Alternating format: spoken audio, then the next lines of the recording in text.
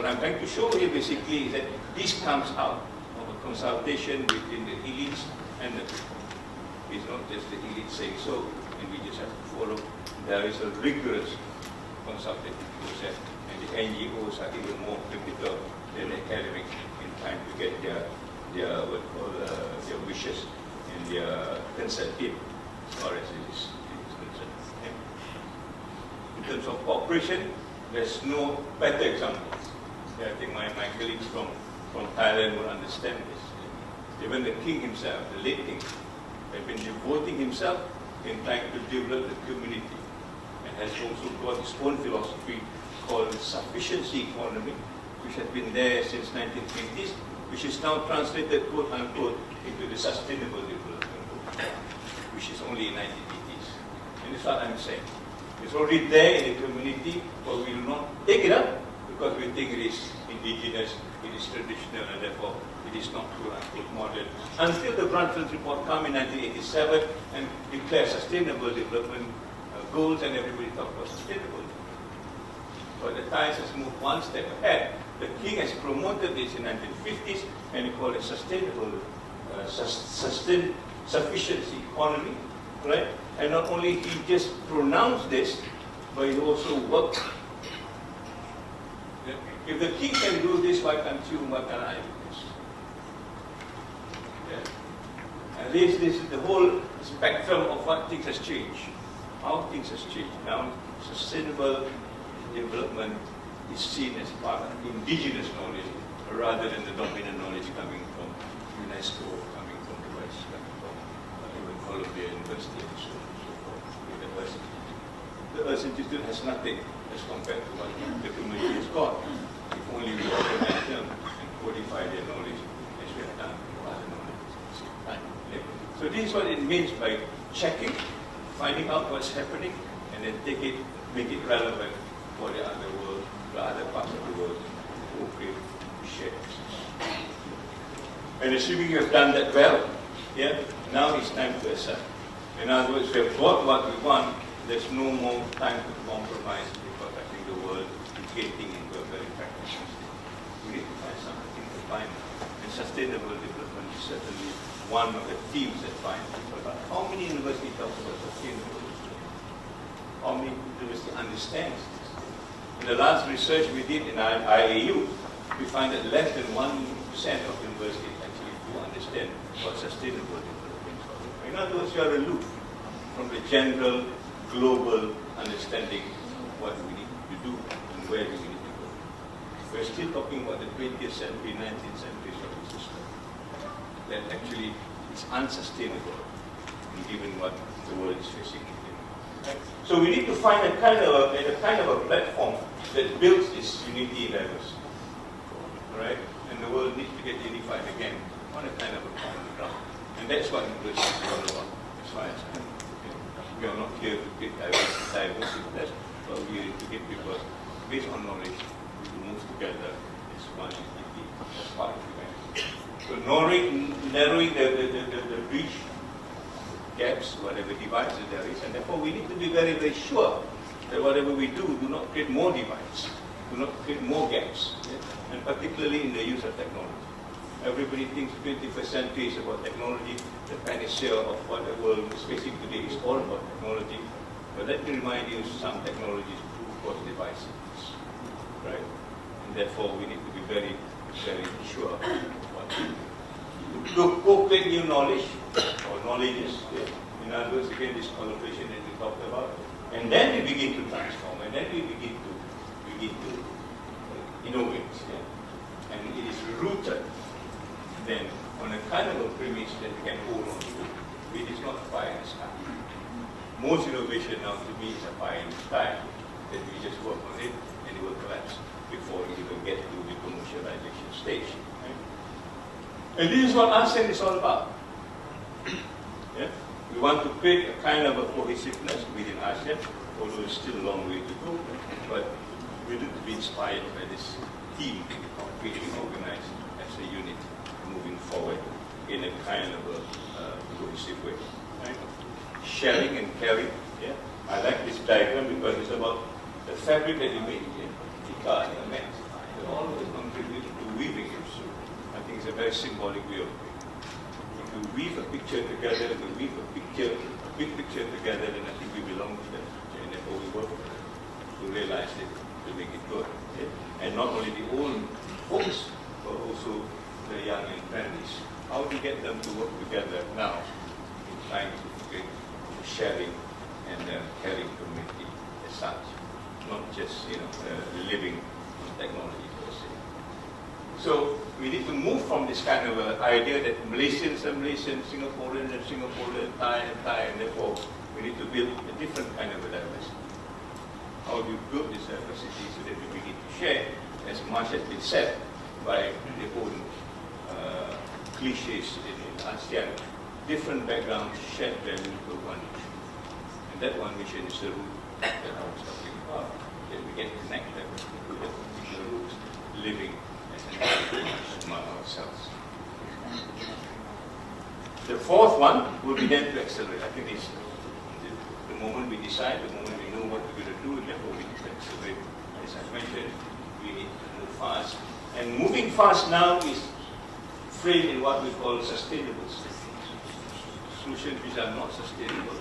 Solutions sometimes that create more problems is something that we are not interested in. And therefore we are guided by what we call the Sustainable Development Goal that was launched early this year in the New York United Nations General Assembly that talks about 17 goals. Again, I'll ask you how many of you are aware of the 17 goals and the 160 sort of targets that we need to meet between now and 2030. If you are not aware of this, then you may be planning something which is quite different from what the world demands of you.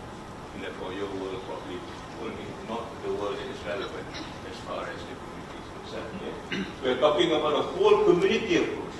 No longer it is about just me and mine and me and my department.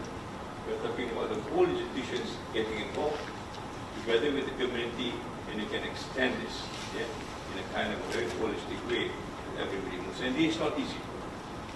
To organize a department is difficult, but to organize a whole institution is even more difficult, but it is not impossible. Just last week we were in Yogyakarta talking to people who are working on this, and there are many models that get evolved.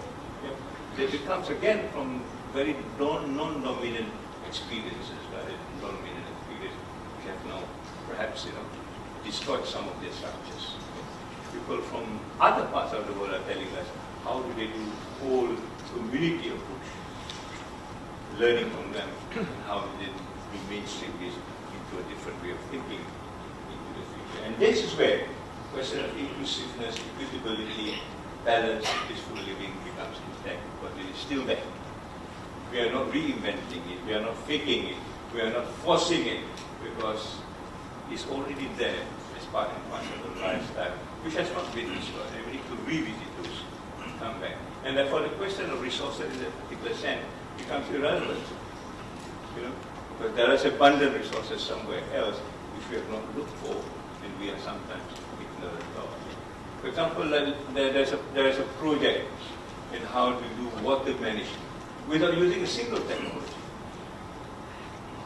But just going back to the lifestyle that they had many years ago and practicing that again, then they can manage water resources without importing anything. Okay? But the contrast is, before this I was in Kathmandu, which want to discuss about world-class university in Nepal. It's sponsored by a bank. Yeah? And I'm asking myself, world-class university in Nepal, with so much of poverty, what are we talking about? Yeah? So this is the kind of thing that we need to realize, that the moment in Nepal people know that the range of Himalayas provide them a different avenue of looking at things, then the world-class university is out of the window. Because the relevancy of the world, of the Himalayan range becomes closer to them than this idea of world-class university imported from somewhere else, just because they want to be part of the rank as far as universities are concerned. And more importantly for us, in this global south, because we are the most vulnerable population. I think there are enough statistics to show the moment you exceed the global change of 2 degrees mandated, most death and most disasters will happen in the third world. It's not in the first world. Although they are the culprit of it, US, China, they are the culprit. They are the greatest gas emitters for now. But the impact will be for the majority in the global south. And therefore we need to take it seriousness because it is part and parcel of preparing for the future. And therefore in the World Education Conference we talk about 5 key themes that we need to talk about. One is the right to education is no longer a privilege. And therefore we need to organize ourselves to make sure that everybody gets education. And if I can just revert back to what the late Fidel Castro has been doing. Literacy rate in Cuba is 100%. Poor country as it is, half the population of Malaysia, maybe less than half the population of Malaysia. But the literacy rate is 100%. Why? Because they to them education is a right. It's no longer a privilege. Right? In our case, probably it's a right at the primary school level, or when you go to schedule level it becomes a privilege. You have money, you can go, otherwise you get very lousy education. It's no longer a right. A question of equity, yeah, was mentioned about. A question of inclusiveness, a question of quality, not only in terms of KPIs, but also in terms of the intangibles. The kind of ethics, the kind of morality, the kind of integrity. Now, there's a project now called corruption in education. What sort of corruption is strict in education? Given it, knowledge has been commoditized, knowledge has been made into a kind of a market. Yeah. This is something, again, question quality becomes an issue to us. We will talk about lifelong learning, but there's yet another one called life-wide learning. Lifelong learning is about the depth. Life-wide learning is about the breadth. No longer can you sustain yourself being a physicist and try to function in the world. You need to be a physicist plus. Right? No longer you are good as a kind of humanities, you need to know science also at the same time. And therefore, word like STEM, to me, doesn't mean much, because it is very inhuman in a sense. Where is the ethics? Where is the humanity? Where is the arts? Yeah? When the world is going into a kind of a convergence as far as knowledge is concerned, we are still talking about things like this. And therefore, the challenge is for us to bring up this question. When the ministry talk about STEM, we have been questioning them. Where is ethics in STEM? Yeah? It's not easy important, but ethics, humanities at the same time. And there is a question of what life-wide learning is all about. You need to have a breadth, you need to connect, and that connectivity will make you relevant in the world to come. And therefore, we move from what we call now the Millennium Development Goal that ended in 2015 into what we call the Sustainable Development Goal, which I mentioned to you, that was 17 goals. And all of this, I think, is relevant on the context of quality of education. It all has to be networked. How to quality education perhaps deal with the question of poverty? Yeah? How education deals with the question of well-being? Yeah? And if there's a chapter 6, how to cause affordable, sustainable. All these, I think, linked up at the end of the day to education, linked up to the kind of mindset that we're going to give to our students. Not just a question of employability, marketability, but not know anything else apart from that. It can be marketable, but marketable only to that small niche, but not to the bigger areas that sustain the niche. So this is an approach that we need to look at, and this is called what we call the Sustainable Development Solution Network. So working through this, different chapters in the country to find out what are the solutions that we can afford to make the world more sustainable and to have a better quality of life. So the evolution that we have gone into, developing into what I call a sustainable sort of way of life, is gone. Right? This picture is a kind of a misnomer for us. Yeah. So it is relevant again, because obesity is most rampant in the developing world, not the developed world, because of, again, the kind of food that is given to us, the kind of lifestyle that was promoted, the kind of living standards that we